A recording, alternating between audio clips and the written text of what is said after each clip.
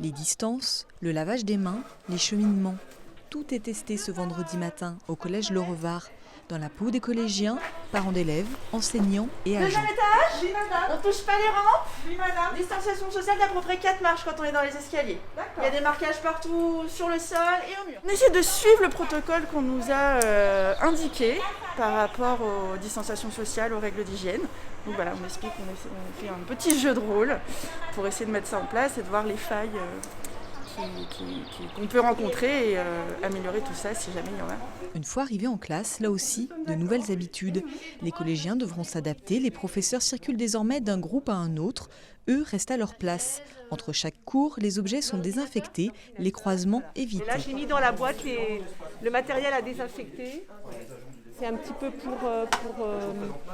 pour que lundi, on ne soit pas pris au dépourvu, qu'on respecte bien les gestes de distanciation. C'est pas forcément naturel. En général, déjà, ils rentrent un petit peu comme ils veulent. Et puis, nous aussi, on peut traverser comme ça la salle de classe. Donc là, il faut faire le tour, il faut vraiment faire attention.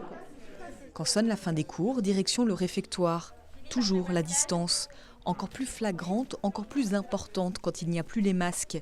Le plan de table met mal à l'aise certains adultes présents. C'est stressant quand même. C'est difficile, on est des éducateurs, on est des parents, les élèves, on a envie que le collège soit la vie. Et là, on a un sacré. Là, c'est triste. Et il va falloir arriver à trouver l'humanité, la fraternité, la vie au milieu de tout ça. La sécurité sanitaire doit rester la priorité, parce qu'on ne peut pas rassurer les familles sans s'assurer de la sécurité sanitaire. On ne peut pas rassurer les élèves sans cette sécurité sanitaire et sans en plus leur faire comprendre la nécessité pour eux d'adopter les gestes barrières, c'est-à-dire on a une part éducative sur ce coronavirus et comment s'en protéger. Et effectivement, à l'intérieur de ce cadre-là, il va falloir quand même qu'ils arrivent à trouver de la convivialité. Un casse-tête parmi d'autres sur lequel planchent les encadrants depuis le 7 mai leur retour dans l'établissement. Les familles sont contactées une à une. 2 groupes de 75 élèves viendront en cours une semaine sur 2 à Grésy-sur-Aix. 150 élèves donc de 6e et de 5e sur un effectif de 270.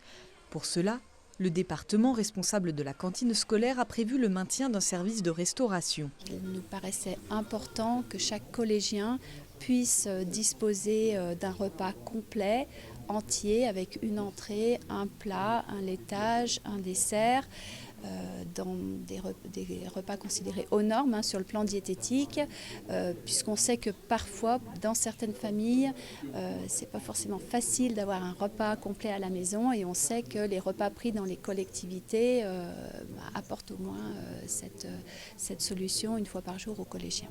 Le prix du repas restera évidemment le prix habituel de 3,20 € et que le surcoût lié à la prestation extérieure sera entièrement pris en charge par le budget départemental. Le département proposera une participation financière aux familles les plus démunies sous forme de chèque déjeuner. Un masque en tissu sera aussi distribué aux collégiens dès leur arrivée lundi. L'Éducation nationale équipera également de 4 masques lavables supplémentaires chaque élève. Désormais, il est obligatoire pour les collégiens.